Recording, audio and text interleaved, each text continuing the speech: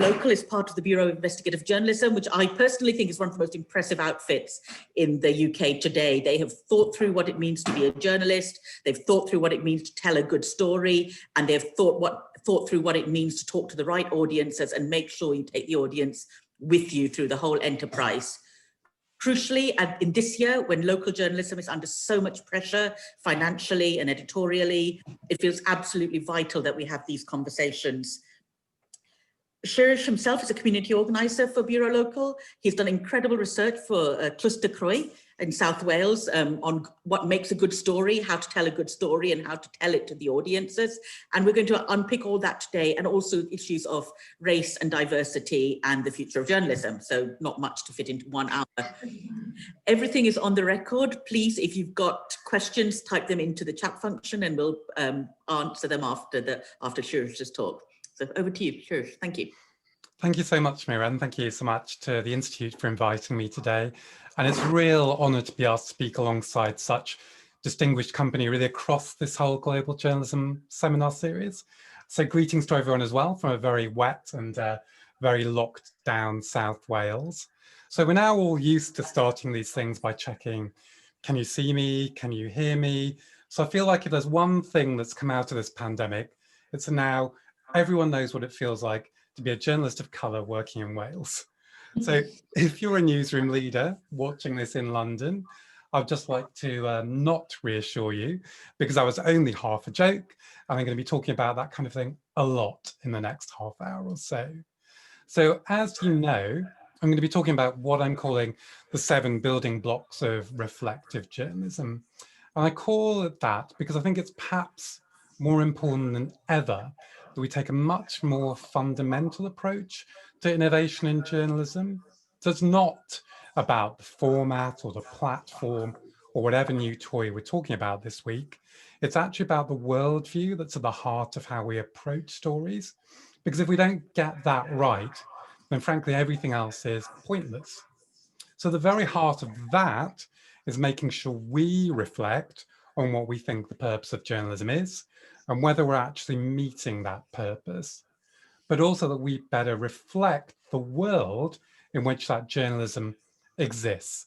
And a huge part of that is remembering that journalism is a service. It's not for journalists, but it's for citizens. And we have to have citizens in our minds at every point of what we do.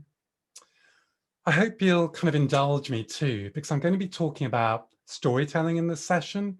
I'm going to weave some of my own story into this, not because I think I'm anything special, but really because I think the story of my career is actually a fairly good example of the way journalism hasn't reflected the world we live in and how journalism can easily become detached from that real world, I suppose. So my background largely is as a TV news journalist here in the UK. So for the last 25 years, I've worked in every major broadcast newsroom in the UK and done almost every job there is to do, from directing and vision mixing bulletins, to being a cameraman editor on the road, to editing network news programs, and frankly, everything between and beyond. So for the last 6 years, I've been mostly freelance, largely focusing on investigations on things like the overprescription of antidepressants to young people, radicalization of children by the far right, and a big pensions mis-selling scam here in the UK, which has become known now as the British Steel pension scandal. And then in the last year or so, I've been researching news storytelling, as Mira said, as part of the Creative Cluster programme here in South Wales.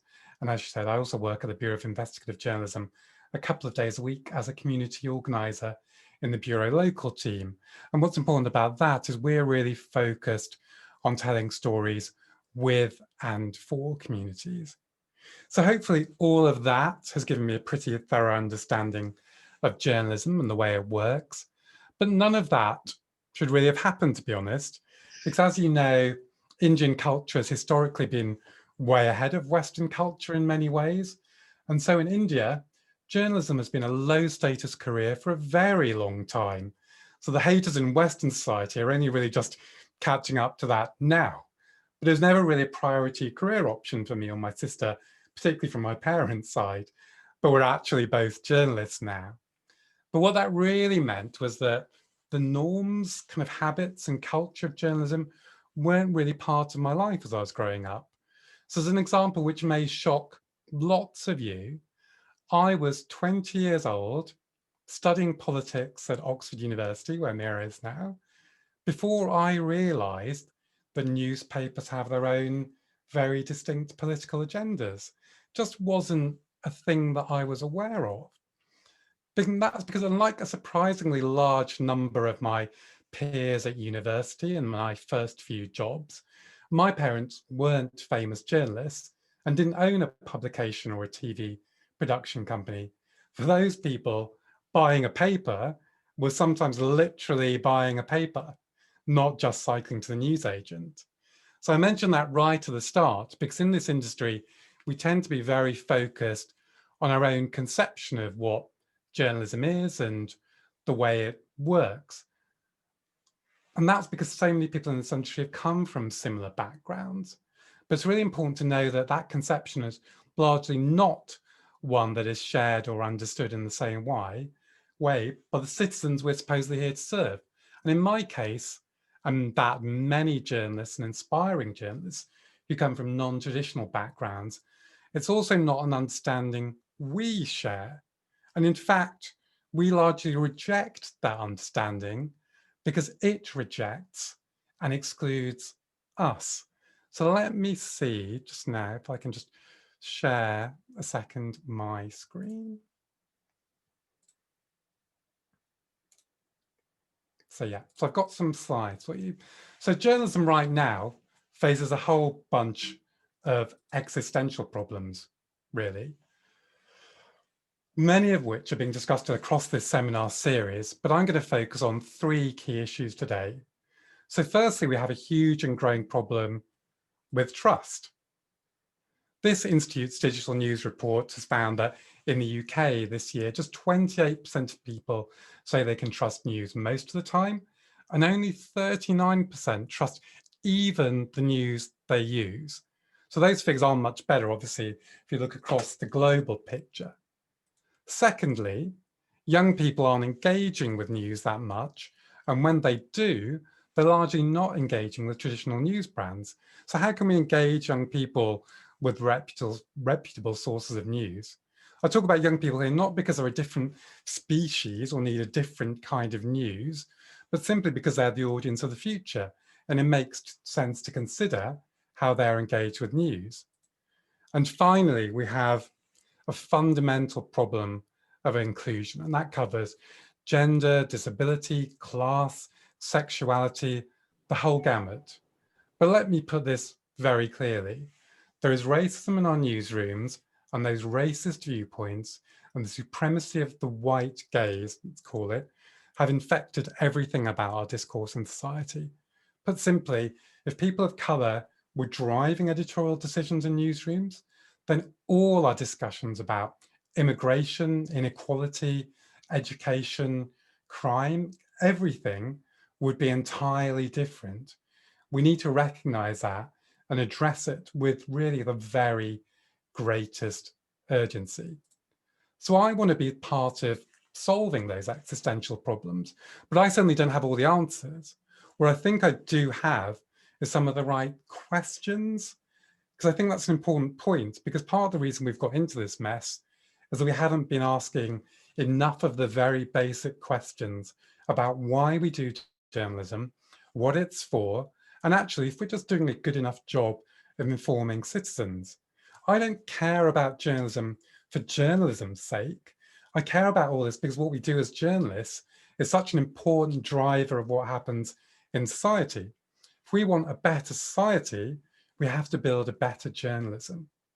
So as Mira said, over the last year or so, I've been lucky to have been funded by Cluster here in South Wales to look at how we can do news storytelling better.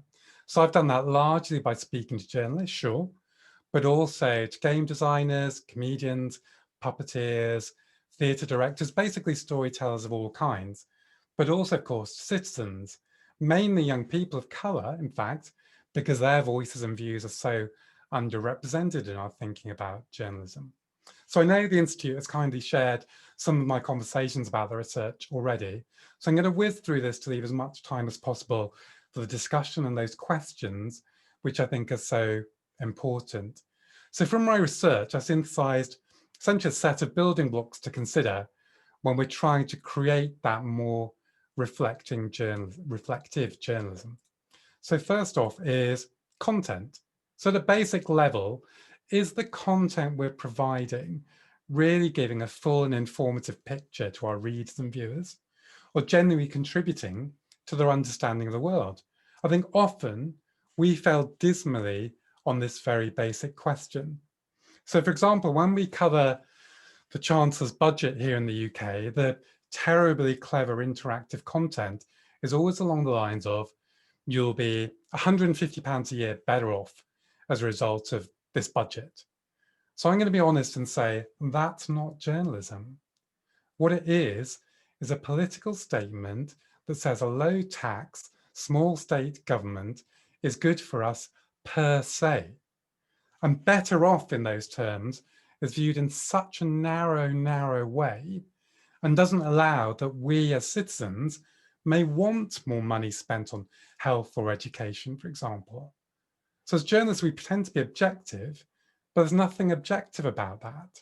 This is a really good example of how the norms, the habits of journalism unthinkingly drive a very particular view of the world. Similarly, why do we do so much reporting on individual crimes? If it doesn't go beyond prurient or shock value, does it help us understand the world better? Or does it actually drive a discourse which makes it impossible to have evidence-based discussions about, say, rehabilitation versus punishment? Secondly, what my research really brought home to me was how much audiences are crying out for context and how journalism's inability, frankly, to deal with long-term systemic questions is failing us all. On the Day news hugely prioritizes breaking or at least moving events, but really to the detriment of context, analysis, or understanding, really. So on one level, this makes news largely incomprehensible to many people because news organizations are so focused on the habit of constantly updating the top line that the underlying point or issue or story quickly becomes really difficult to unpick as a viewer if you're not watching the news or reading the news every hour or even every day. And at a macro level, journalism deals very badly with enormous changes that happen gradually over time. So that's largely why journalism has dealt so badly with the environmental crisis. There's no big single day event to put in the diary when it comes to climate change. The Earth doesn't put out a press release every month. When the constant question from editors is, what's the peg for this story? Why should we be doing this now? For some bizarre reason, we're all going to die in a ball of fire doesn't seem to be a good enough answer enough of the time. So anyone starting to think there's a structural problem with how we do journalism right now? On that issue, I want to add one more point here, which is really important, about the ludicrous siloing of journalism specializations. Newsrooms may have an economics or a business correspondent, a health correspondent, and if you're lucky, you'll have an environment correspondent. Some of us, unfortunately, have been there in the newsrooms for the enormous arguments when one of those correspondents inadvertently steps onto the beat of one of the others. Oh no, because of journalists' egos, we have to keep all those things entirely separate.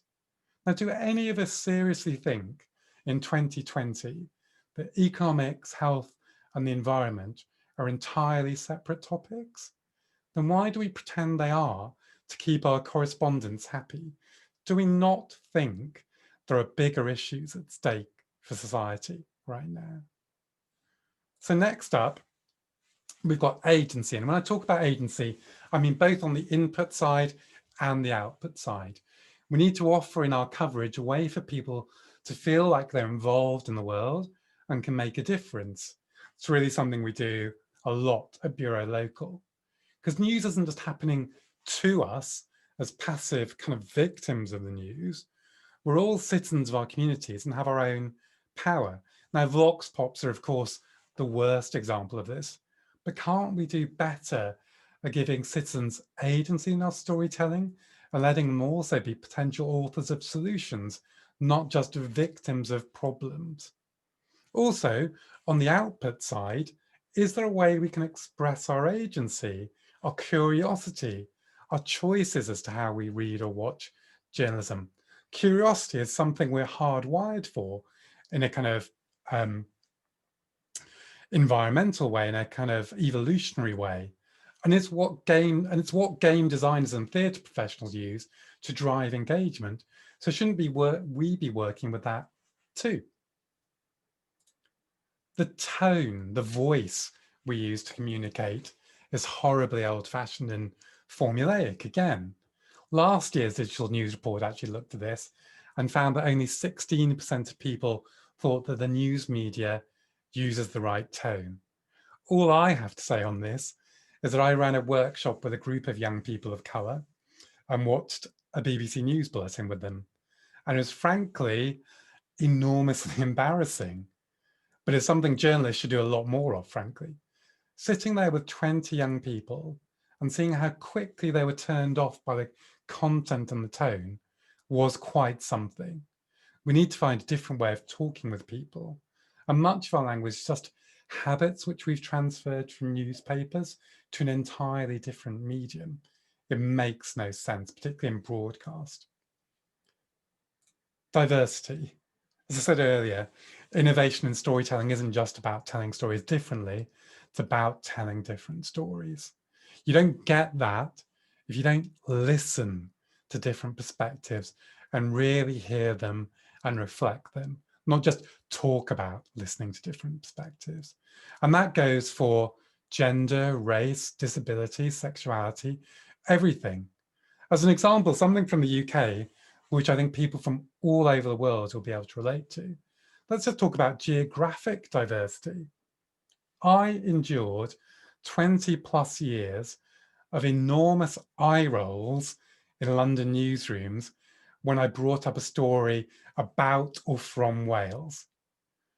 Less than half of our national broadcasters have a correspondent based in Wales, and even fewer of our national newspapers.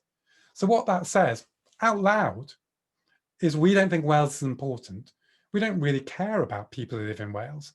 But yet, incomprehensibly, those same news organisations still expect people in Wales to trust them and engage with them. That's not how relationships work, guys. And that's before we get onto the even deeper systemic issues. It's absolutely bizarre. Finally, this bit, transparency. This speaks again to that existential problem of trust.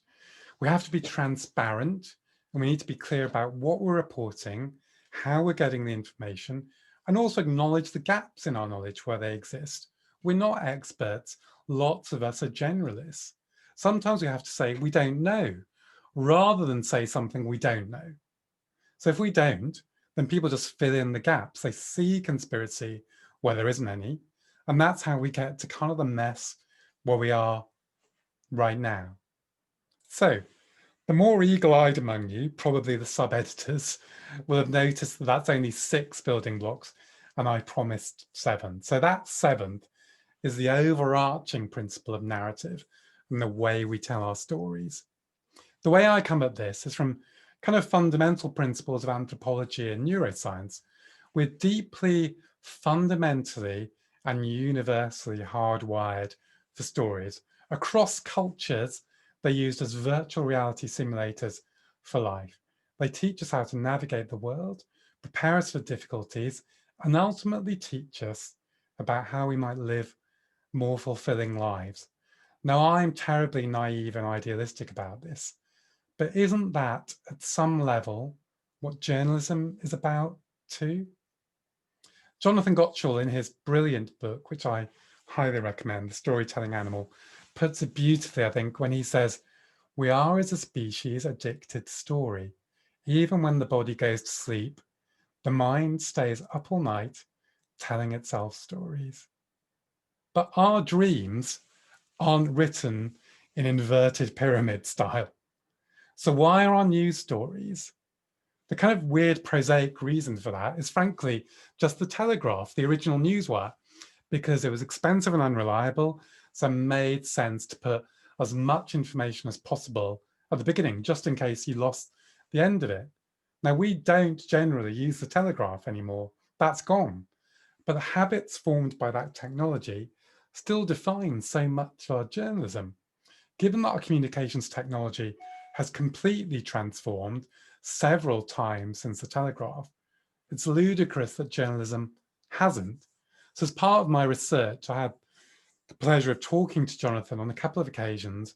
And what those conversations really reinforced for me was that if we want our news stories to connect and engage our audiences, we have to engage that natural, hardwired yearning for stories that's just a fundamental part of us.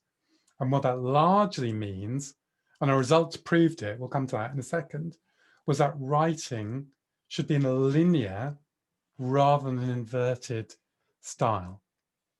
So to sum all that up, I came up with an overall aim, what journalism should be about. I call it orientation. By that, I mean that consuming news should help us understand the world, locate us in our environment, and help us understand and meaningfully interact with it. Ultimately, it should help us form a view which is consistent with our own personal and community interests and needs. It sounds obvious, but when you look at the journalism that actually exists in the world, very little actually achieves those aims. So, talk is cheap and it's really lovely to have interesting conversations and those big thoughts, but it really doesn't mean anything if you're not making practical change. So we built 7 prototypes, which incorporated some or all of those principles I've just outlined. And then we tested the most interesting of them on more than 1,200 people. So we've got really robust and useful results. I'll probably help to show you in screenshot form, at least in a second, a couple of those prototypes.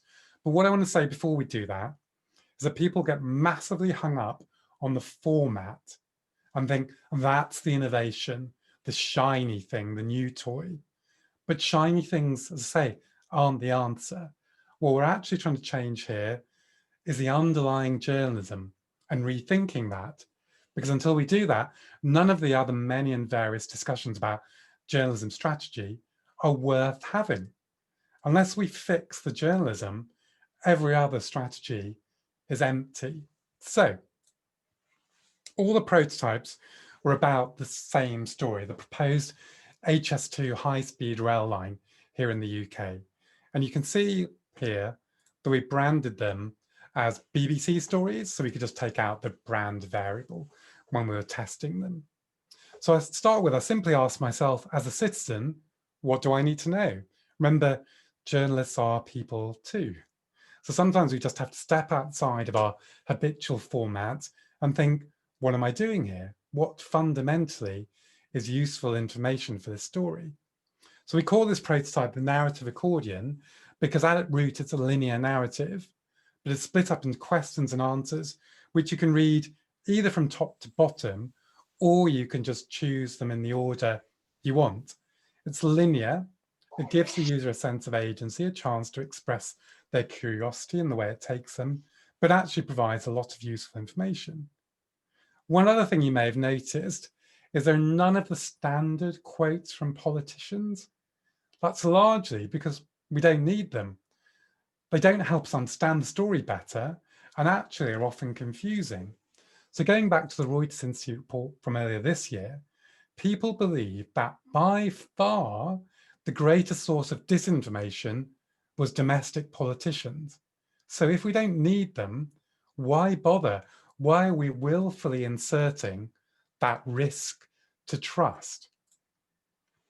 So in another of the prototypes, what we call the contextual timeline, we address directly that user need for greater context, more focus on the broad sweep of a story, and a deprioritization of the breaking aspect of a complex story. So timelines aren't new, I'm not pretending they are, but I think what's interesting here is the scope of our timeline. You can see we actually started there with the introduction of Japanese high-speed rail. So we're going back almost 60 years there, because a big aspect of the HS2 story is how terrible the UK is at high-speed rail. This isn't some brand new invention. And then we actually look here into the future to give a broad outline of what's likely to happen next with the story. Some people will say this isn't strictly news, but if we go back to that principle of orientation, I think having some sense of future timeline is really important. This one highlights that even if things go smoothly, which frankly they won't, HS2 won't be finished for another 20 years. So the results of our research with these prototypes was really striking. We first looked at the idea of knowledge transfer, just a really core aim of journalism. How much information did readers pick up from reading the story? How confident did they feel about the subject after reading it? So what was really striking was how well the narrative accordion did, miles ahead of the other articles. It did particularly well with everyone under 35, with the knowledge transfer being around a third higher than the BBC story, but in half the time. So the BBC article was twice as long, but provided less information. That's clearly a really important result if we're interested at all in younger audiences, but it's true of all audiences. It's a universal solution. Getting more knowledge in less time in a format they like has to be a huge, huge win. When we then asked about how interesting or enjoyable the articles were and what users thought of the language, the layout, the tone, the format, and the navigation, our prototypes did really well again. The original BBC article came in the bottom two on all of those categories.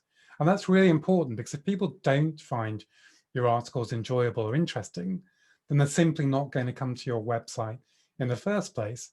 And none of this, I want to make clear, none of this stunk on the BBC, by the way. We're really just using as a proxy for all of the standard journalism that's out there in the space, because it largely all follows exactly the same pattern and structure. On the other hand, the narrative accordion did really well, coming top in most of those and in top two in all of them.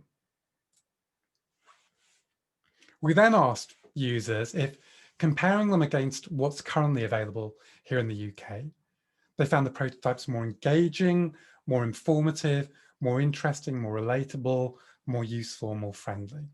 We then calculated a sort of net approval rating where we took away the negative reactions from the positive reactions. So if you have a look at these results, they are enormous numbers.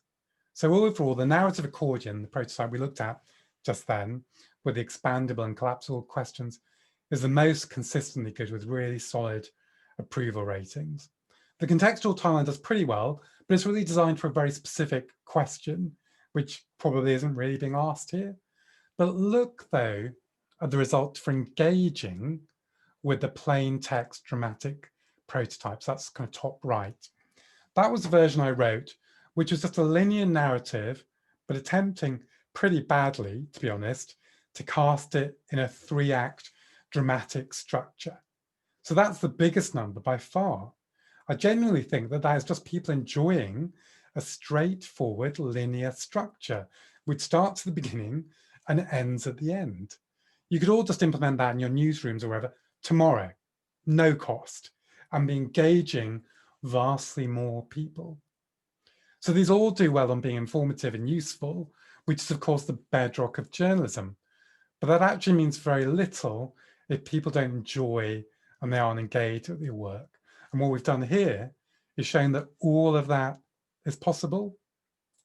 Finally, with the contextual timeline and the narrative accordion, we asked respondents if the layout and navigation made their experience more convenient, more engaging, or helped them understand the story better than the other news options currently available to them.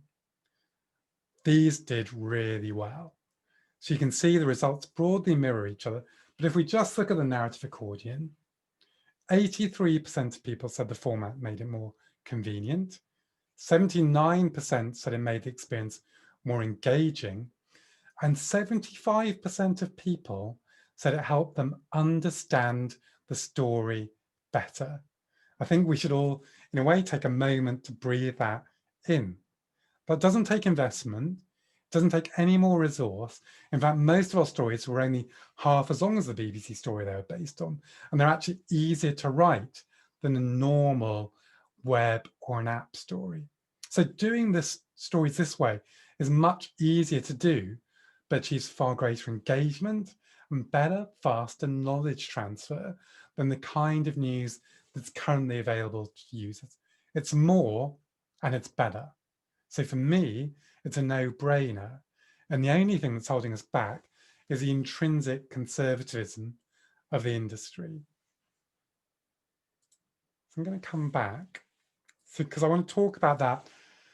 And I wanted to finish up really with some words from the heart about how our industry creates and sustains racism. So some of you will know that I recently ran an event for the Bureau of Investigative Journalism, which we called Decolonizing the News, confronting journalism's role in systemic racism. We had more than 500 people come, and it started some really valuable conversations across the world. But I don't really want to have conversations anymore. I'm really tired of it. To come back to my story, I essentially left journalism 6 years ago because I couldn't pay the emotional price anymore. I'd fought for so long to bring different perspectives, tell different stories, reflect the world better and more inclusively. But all that time, I was being gaslighted by the organization and the industry. I don't know if everyone knows what the term gaslighting means, but essentially it's a form of emotional abuse, where the abuser manipulates you into questioning your own reality.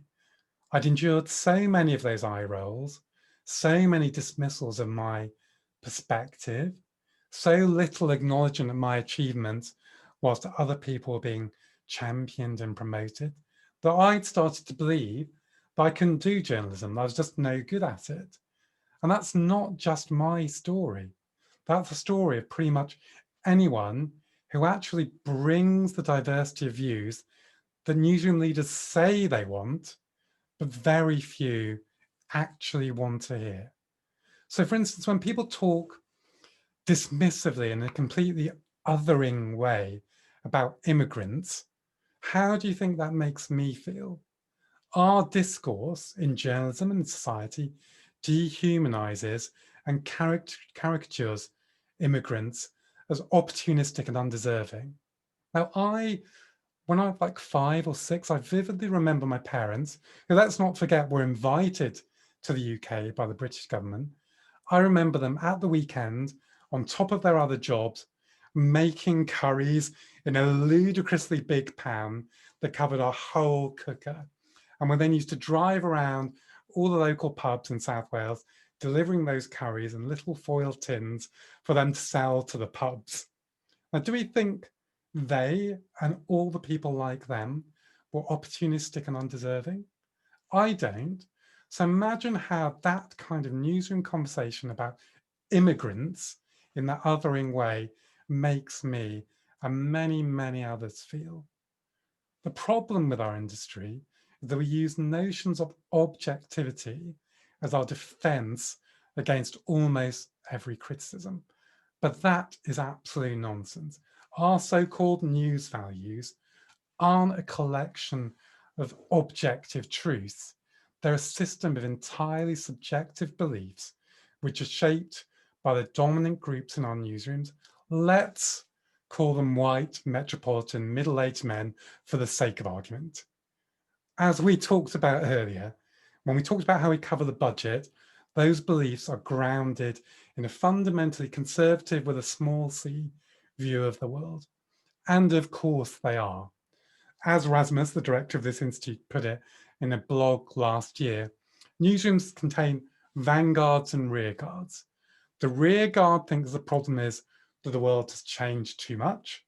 The vanguard thinks the problem is that journalism hasn't changed enough.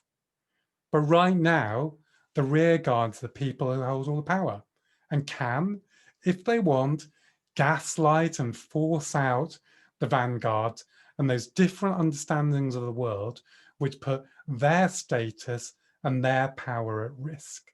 And so that is why the reflexive response of almost every newsroom to the diversity problem is to set up another internship, because that suits the status quo perfectly, because it means newsrooms don't have to give up or share any actual power or really change anything they do.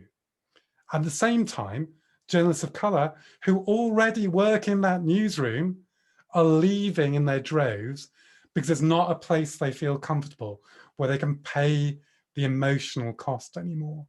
So we need to start by treating diversity as more than just a PR problem. And what I'm concerned about right now is the reaction of many newsrooms to Black Lives Matter and everything that surrounds that is to respond in an entirely superficial, comms-driven way. We better do some stuff that foregrounds people of colour or we'll look bad. That is not it. We have to get hold of the fact that it's a matter of fundamental equality. And that also means we can't create some bizarre hierarchy of diversity.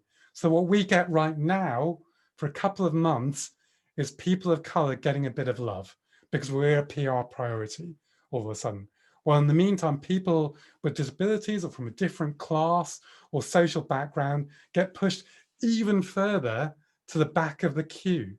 That is not what real diversity or real inclusion look like. So the truth is, I had to go freelance to do investigations, to do research, to win awards, and finally be seen and heard. But not everyone in my position has that opportunity. When you're effectively gaslit by the industry throughout your career, it's natural to lose confidence and maybe start believing they're right. You're not a good journalist and your ideas don't fit, they're wrong. So what I really hope the people at the session might do following this is look around your organizations at the people working with you and check, am I really seeing and hearing you? Look too at the people who've left your organization and ask yourself honestly why that is. Was the emotional cost for them too much? And if so, what does that say about your organization and what you need to change? So ultimately, this whole seminar has been about asking ourselves fundamental questions about the purpose of journalism to find a way of building a better future. And part of getting to that point has to be about fixing our industry in every way. We have the power to do it in our hands right now, but we have to have the will. And I really hope we can build that will together. So thank you so much for listening. It's been a real privilege. Thank you, Mira. Thank you so much, Shirish. That's really moving, and I've been working to keep my face completely immersed as you were speaking. On a very, very personal note, I remember a seminar last year in Oxford University on the future of Europe, where I kind of sat with an equally stony face as people talked about foreign-born mothers, of which I am one, because I was born outside the country and I deliberately cut short a foreign posting when I was pregnant so that my children could be born in this country, purely because I didn't want that label to kind of follow them around for the rest of their lives. So I absolutely do agree with you on that kind of importance of language and of how things are heard. Can I ask you a question? You were very, I'll open it up, but I've got so many questions. I'm going to take the chair's privilege and ask a few. One about tone. You talked about sitting with 20 young people and see, and saw how fast they got turned off from the tone of the newspapers. Could you unpick that a little bit more? What exactly was it? The wording or the accents or the framing of the story? What exactly? So it's the kind of, so it was a broadcast piece, and I completely accept that newspapers and broadcast are very different. But actually, so much of broadcast is framed in the language habits of newspapers, and that's weird for a start off. And then also the tone, some of that tone was about the way, in fact, in this piece, a young Black person was described, but actually it's a very old-fashioned language. And actually we can make that much simpler for everyone. I'm not just talking about young people here. What we did with the prototypes was we just made the language a bit cleaner, frankly, and not using those kind of journalistic tropes that just kind of become natural to us, but are quite weird for normal people. And I was talking to someone yesterday, and it really hit home because we were talking about storytelling and the inverted pyramid actually as well. And I remember when I went to journalism school, the first term was all, being taught how to write an inverted pyramid style. And actually we were all terrible at it because it's so unnatural. And actually the whole term was just being shouted at for being terrible at writing an inverted pyramid style. And it doesn't fit with the way we understand stories. It's completely weird. But as journalists, because we've been through that kind of character building experience, like being in the army, you ultimately think, oh, well, I've gone through that. So that's now how I need to write everything in that journalistic style, rather than, we always talk, even in journalism school, about, write as if you're talking to the person, your friend in the pub or whatever. But actually we never do that. That's if you did that, you'd get, you'd have your copies subbed to kind of, to the other side of the world and back. So yeah, it's actually just stepping outside, which lots of this is, stepping outside those habits and that kind of training, which in a way I would argue is wrong in lots of ways, and thinking, yeah, actually, how do I talk to people? How do I want to be talked to? Can I do that in a much more simple and clear is the thing I come back to, really, this clarity about the way we need to write. I think you're muted, sorry.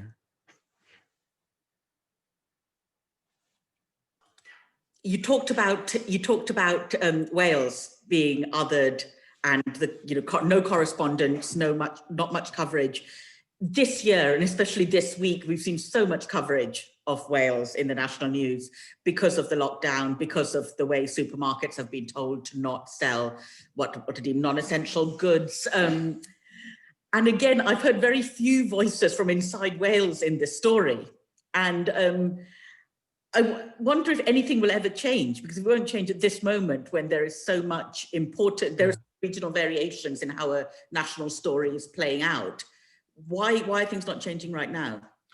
I don't know is the answer to that. And I think, and to be honest, I see, and I don't want to name people or organizations, Go on. I see lots of people, I quite often see people crowing about how, our organization is doing this coverage from the north, and we're much more regional than your organization. And they always go very quiet when it comes to Wales. And I would say to those people, Wales, what we've seen this week, Wales has a devolved government. We have a different health policy, and actually in the time of pandemic, we've shown how different the approach can be. And if people don't see that, this is actually the way newsroom cultures go against logic, because in every other conversation, newsrooms will say, we have people on the ground, that's why you can trust us. But actually, people in newsrooms don't care about Wales. And like I say, you do get those massive eye rolls. And I don't want to talk just about Wales, because as I say, this is people in regions all across the world will recognize, but there is this metropolitan view of the world, which says those people don't matter. And like I say, it's then completely incomprehensible that those organizations still somehow want people to trust their coverage. And that to me is just going against logic and just relying on that kind of clubby culture of newsrooms where no one comes from Wales, largely. And so, you know, me and my sister and people like us are constantly having to have that battle. And we just shouldn't. If we want journalism, if we're saying journalism is really reflecting the world, which people say, you actually have to put that into action. Absolutely, thank you. Now, for everyone listening, please do type any questions into the chat function. I know there are some in there already, and I'll read them out. But I'm going to go first to people in our seminar room, if that's okay. If you just introduce yourselves and say where you're from as well. And so bear with me, this is slightly amateurish camera work. Hi, Harish. My name is Rameesha and I'm from Pakistan. I work with the Urdu service of the Independent UK. And my question is regarding the style of story writing, or the style of reporting, the style of writing an article. Because nowadays, you know how figures, you know how numbers matter a lot. How many clicks were there that led you from Facebook or Twitter to your website? How much time did a reader actually spend? How long did they read, and how many seconds for they viewed the article? All of these digits and all of these numbers are available these days. And we have our weekly or monthly meetings, and we do discuss these digits. And these digits actually matter a lot for us. That a viewer came to our website and they read the article for 30 seconds, and they read 4 paragraphs, or in this article, 5 paragraphs were read. So what we are usually, just how you mentioned the inverse pyramid formula, like we also follow that. And this is the norm, despite all the changes coming, but still we haven't changed much. But the thing is that it still matters, because viewers spend more time on the website. Because if we will give out everything initially, they're not going to read the entire, they're not going to stay for long on the website. So, can you reflect on this? How is it still important? Yeah, for sure. So actually, I'll be honest, I think, again, this is kind of people are kind of ignoring logic on this, because our prototypes answer all those questions. So actually, when you talk about the inverted pyramid, I know how much hand-wringing there is around this stuff of, churn rate and how many seconds people are on the site for.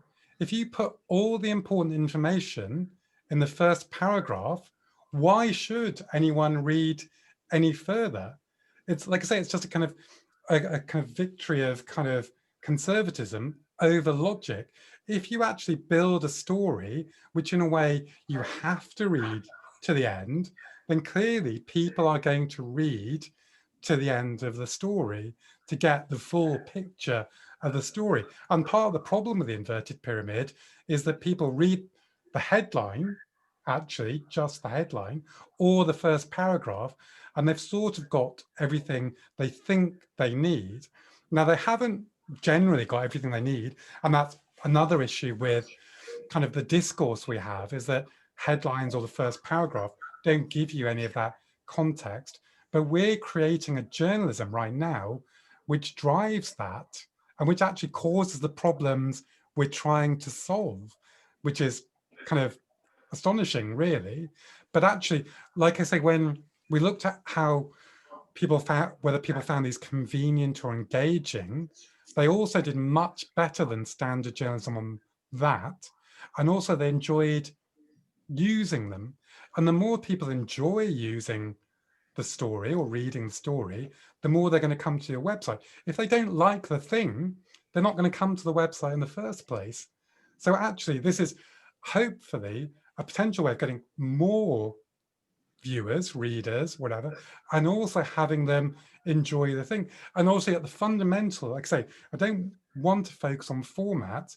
Fundamentally, if they're getting more useful information that is valuable to them and makes their life better, then they're more likely to use your service, because it's a service.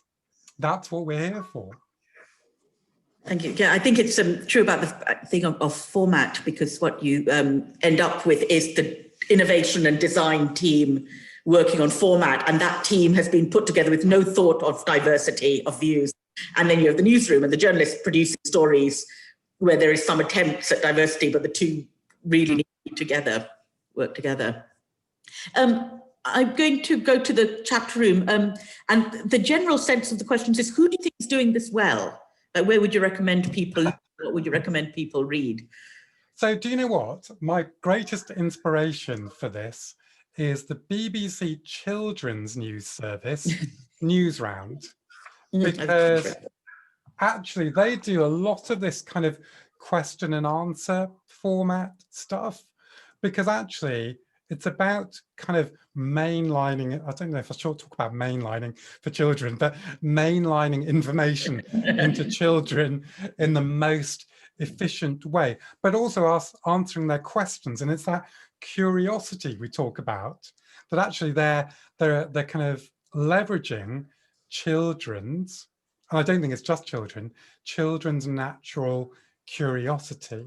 And we should be leveraging that, because I say that's what game designers, that's what theatre directors are leveraging, that sense of curiosity.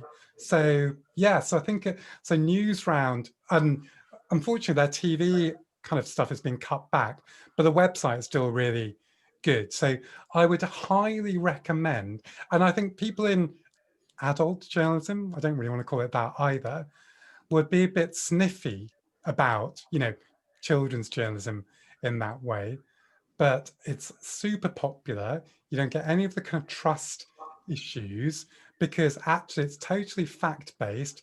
It doesn't have loads of politics like we talked about, you know, just because, you know, the thing with politics as well is we know what the politicians are going to say before we ask them the question. So if we know that, why do we think that view is important? If it's just going to be an ideological response, what we want are facts and context. And politicians don't give, in many ways, we're in a kind of post-fact, post-context world, and we need to kind of step away from that. So yeah, so Newsround is my top recommendation. Thank you. Staying on that point about politics and politicians, I was very struck by the fact that you kind of said a few times there's no point putting statements from politicians in, and at the same time you're talking about citizens, not users or viewers or readers. So news is very important for the democratic process, and accurate information is important. Do you really think that taking politicians out of the frame can work in that way? Yeah, so I would say you can't take politics out of every story, but you can take it out of far more stories than most people think. So actually, when we talk about HS2 in this case, all the reporting on it is politics. So it all starts with Boris Johnson said this, you know, the Labour says this, the Lib Dems say this, but actually it's a kind of fact-based story. And the kind of political stuff is much less important than when it's going to happen, how much it's going to cost, who's going to pay for it, ultimately, whether it's a green solution or not. So I don't think you can take it out of every story. But yeah, I do think, though, that yes, you're exactly right. And I'm a really big believer that journalism is a crucial part of the democratic process. But I think in a way, we need to think of it kind of the other way round from the way we talk of it. The more people know about something, the more they feel confident about engaging with the politics. So once they know how they feel about HS2, they can then assess whether what the Conservatives say about it meets their values, or what Labour says about meets their values, rather than thinking, oh, Labour's saying this, Conservatives saying that. I don't really know what I think about it yet. So in a way, it's starting kind of, and I don't want to say ground up because I don't want to be patronising in that way, but looking at it in the other way. I don't think politics starts with politicians. I think politics starts with knowledge. That's a really good point. Thank you. Kind of extending from that, Paul Wiltshire has a question, which is, do you see different ways of covering COVID along the lines that you've discussed? And this is a massive question that could be an entire webinar, but this year we've just seen an extraordinary news event, and different ways of telling the story. And do you think any of your principles have come into play at all? Yeah, so I've been shouting at the TV every day this week is what you talked about, the kind of obsession with the minutiae of detail about whether I can buy a candle from a shop in Wales because the Welsh government said you can only buy essential, non-essential items. Now, that is a journalistic way of looking at the question. There's a constant trying to catch out some minutiae of policy when actually, and actually Mark Drakeford, the Welsh Finance Minister, said this pretty clearly last week. He said, we're coming at this from the wrong direction. We're thinking about what can we do and what can't we do, rather than what should we do and what shouldn't we do. And I think people largely understand that.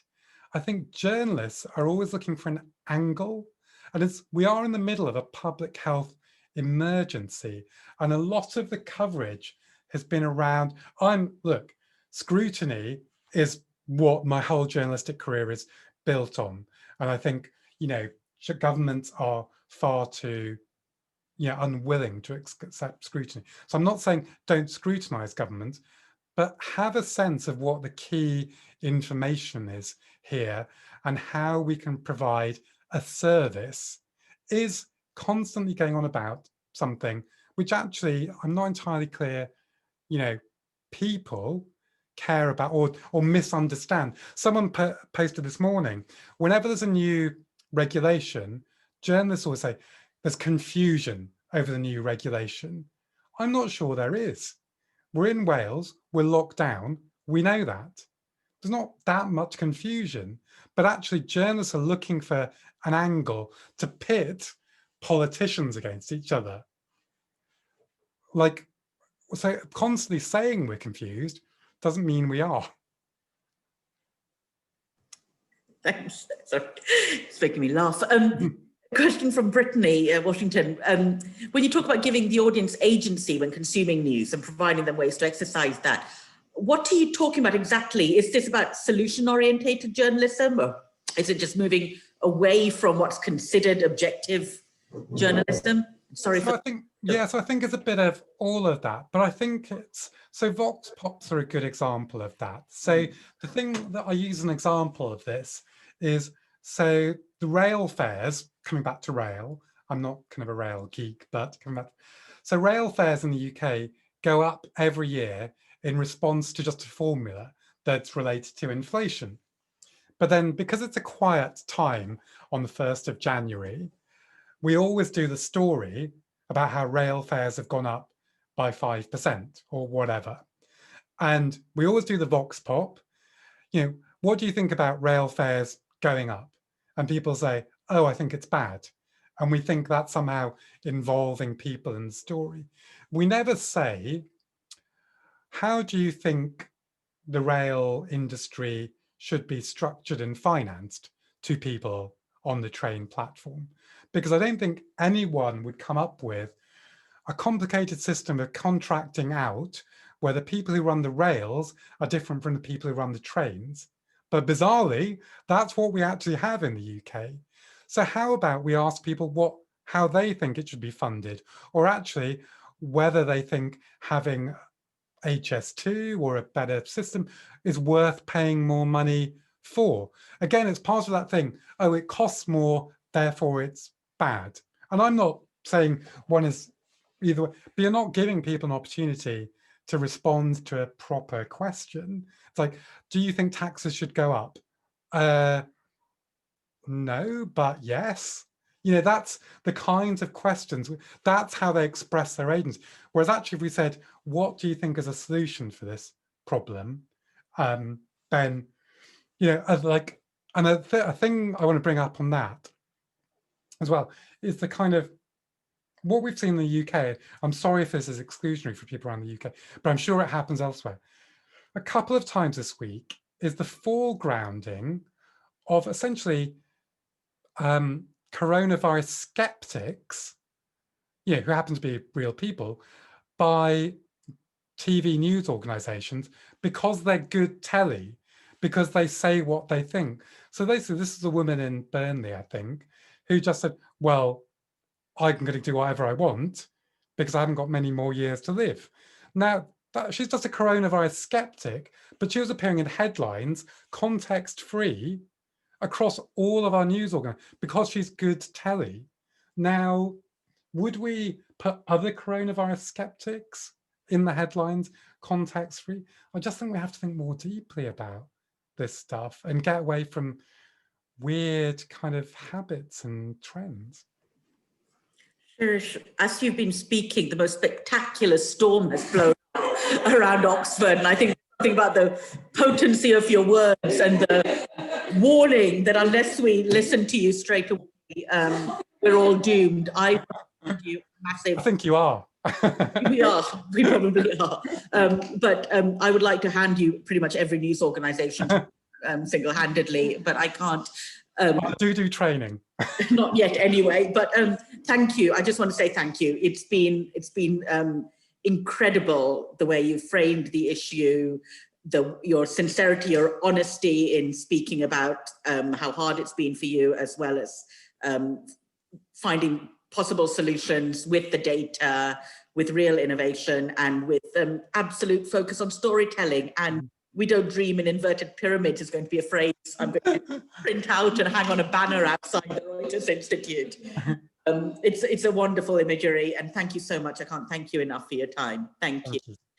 And India, get a round of applause. And can I just also remind people, again, with the storm brewing, that next week we have the elections in the US. And completely unrelated to that, we have our speaker next week will be Luke Harding, who's a foreign correspondent of The Guardian. And his title of his seminar is How Significant is Russian Influence on Global Politics. He's an author who's written several books on this issue, and it's serendipitous timing that we have him next week, so please dial in. But in the meantime, Shirish, thank you again so much. Thank you.